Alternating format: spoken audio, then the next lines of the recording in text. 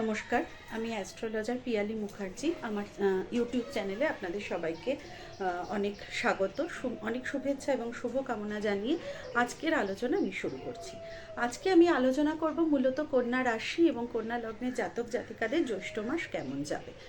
মোটামুটি কন্যা রাশি এবং কন্যা লগ্নের জাতক জাতিকারা ভীষণ মেধাবী হন, যেহেতু বুধের জাতক, লগ্নপতি যেহেতু বুধ, সেই কারণে এরা খুব মেধাবী হন এবং সভ্য, মার্জিত, ভদ্র, খুব শান্ত শিষ্ট।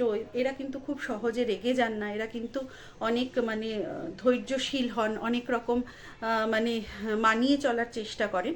তো কন্যা রাশি এবং কন্যা লগ্নের জাতক জাতিকাদের ক্ষেত্রে আমি বলবো এই মাসটা কিন্তু যদি কেউ জ্যোতিষ শিখতে চান তাদের পক্ষে ভীষণ শুভ। কারণ কেতু যেহেতু লগ্নে রয়েছে, কন্যা রাশির ঘরে যেহেতু কেতু রয়েছে, সেক্ষেত্রে কিন্তু জ্যোতিষ শিক্ষার ক্ষেত্রে কন্যা রাশি এবং কন্যা লগ্নের জাতক জাতিকাদের ভীষণ শুভ সময়।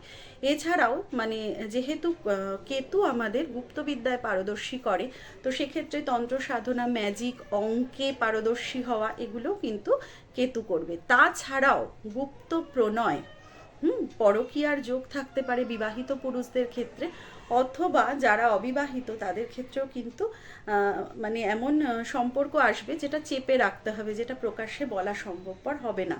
তো সেদিক থেকে কিন্তু খুব সাবধানে থাকা দরকার, কারণ কেতু কিন্তু আমাদের গুপ্ত প্রণয় দেয়। আচ্ছা, সপ্তম ঘরে রাহু মঙ্গল যোগ, দাম্পত্য জীবন কিন্তু খুব একটা সুখের নাও হতে পারে। ঠিক আছে, দাম্পত্য জীবনে কিন্তু সমস্যা আসবে, একটা রাগারাগি, একটা খুব ছোট ব্যাপার থেকে বড় বড় অশান্তি, বড় বড় সমস্যা, এগুলো কিন্তু সৃষ্টি হতে পারে। তো সেই কারণে ভীষণ সাবধান। রাহু মঙ্গল যোগ কিন্তু অত্যন্ত অশুভ যোগ। তার মধ্যে যাদের বৃহস্পতি অশুভ, সেক্ষেত্রে বৃহস্পতি অস্তমিত হয়ে কিন্তু ভাগ্যের ঘরে রয়েছে। ভাগ্যের ঘরে 1 মাস বৃহস্পতি অস্তমিত হয়ে থাকবে। তাই জ্যৈষ্ঠ মাসের প্রথম 15 দিন কিন্তু ভাগ্য সাথ নাও দিতে পারে। ভাগ্যের জন্য কিন্তু অনেক সমস্যায় পড়তে হতে পারে। ভাগ্য কিন্তু উদয় হবে না। ভাগ্য উদয় হবে জ্যৈষ্ঠ মাসের 15 তারিখ থেকে, অর্থাৎ জুনের 3 তারিখ থেকে কিন্তু বৃহস্পতি ভাগ্যোদয় করবে। তারপর কিন্তু আর ফিরে তাকাতে হবে না। 12 বছর পরে কন্যা রাশি বা কন্যা লগ্নের জাতক জাতিকাদের ভাগ্য উদয় হতে চলেছে।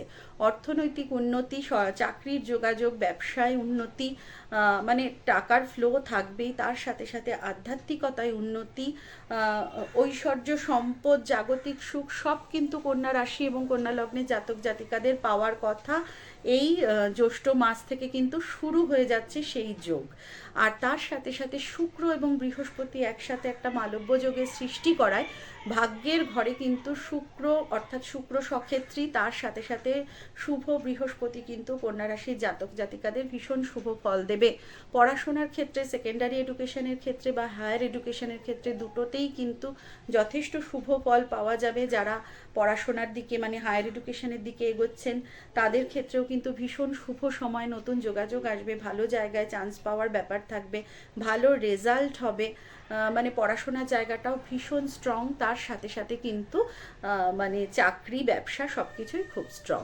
কিন্তু সমস্যা হবে দাম্পত্য জীবনে, শরীরের জায়গায় সমস্যা হতে পারে। স্কিনের রোগ, চর্মরোগ হতে পারে। চর্মরোগের অথবা গোপনাঙ্গে রোগ হতে পারে। আর চর্মরোগের মধ্যে কিন্তু পোড়া, মেচেতা, ব্রণ, এই ধরনের সমস্যাও কিন্তু আসতে পারে। পেটের সমস্যা হবে, ঠিক আছে, পেটের রোগ হতে পারে, হজম না হতে পারে। বিশেষ করে জ্যৈষ্ঠ মাসের প্রথম 15 দিন কিন্তু অত্যন্ত হজমে সমস্যা হতে পারে, বেশ পেট সংক্রান্ত সমস্যায় ভুগতে হতে পারে, এগুলো কিন্তু থাকবে। দাম্পত্য জীবন অত্যন্ত খারাপ থাকবে এই মাসটায়। ছোটোখাটো ব্যাপার থেকে ঝগড়া থাকবে, ওই জন্য সম্পর্ক বাঁচিয়ে চলতে গেলে চুপচাপ থাকাই ভালো। তার সাথে সাথে যত মানিয়ে চলা যায় তত ভালো। ষষ্ঠ ঘরে শনির অবস্থান কিন্তু শত্রু বিজয়ী করবে। যদি কেউ কোনো ক্ষতি করতেও চায়, সেক্ষেত্রে কিন্তু সে কিছুই সেভাবে কিছু করতে পারবে না। কন্যা রাশি এবং কন্যা লগ্নের জাতক জাতিকারা কিন্তু শত্রুকে দমন করতে খুব সহজেই পারবে। মোটামুটি সব কিছুই ঠিকঠাক থাকবে। রবি প্রথম দিকটায় রবি মেষ রাশিতে থাকবে, তারপর শেষের দিকটায় রবি থাকবে হচ্ছে বৃষ রাশিতে।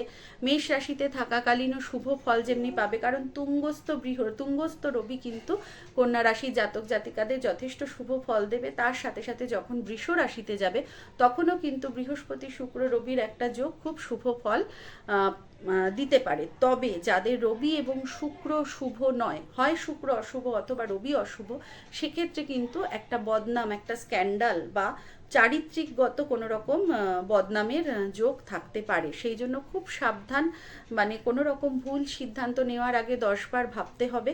আর এমন কোনো কাজ করব না যাতে আমাদের কোনো রকম কোনো বদনাম হতে পারে, কারণ রবি যখন আবার ঘুরে মিথুন রাশিতে চলে আসবে তখনই কিন্তু এই যোগটা আমাদের কেটে যাবে। তো মোটামুটি কন্যা রাশি এবং কন্যা লগ্নের জাতক জাতিকাদের জ্যৈষ্ঠ মাস যথেষ্ট শুভ, যথেষ্ট মানে বিশেষ করে টাকা হচ্ছে এখন, মানে টাকাই সব, টাকা দিয়ে সব হয়। তো টাকার ফ্লোটা যদি থাকে আর টাকার জায়গাটা যদি স্ট্রং থাকে, ইনকামের জায়গাটা, সঞ্চয়ের জায়গাটা যদি স্ট্রং থাকে, আর তো কোনো সমস্যা থাকারই কথা নয়। তার সাথে পড়াশোনার জায়গাও যথেষ্ট ভালো। মোটামুটি সার্বিকভাবে কন্যা রাশি এবং কন্যা লগ্নের জাতক জাতিকাদের ভীষণ শুভ সময় আসতে চলেছে জ্যৈষ্ঠ মাসের মাঝামাঝি থেকে। সবাই ভালো থাকুন, সুস্থ থাকুন, আনন্দে থাকুন। নমস্কার।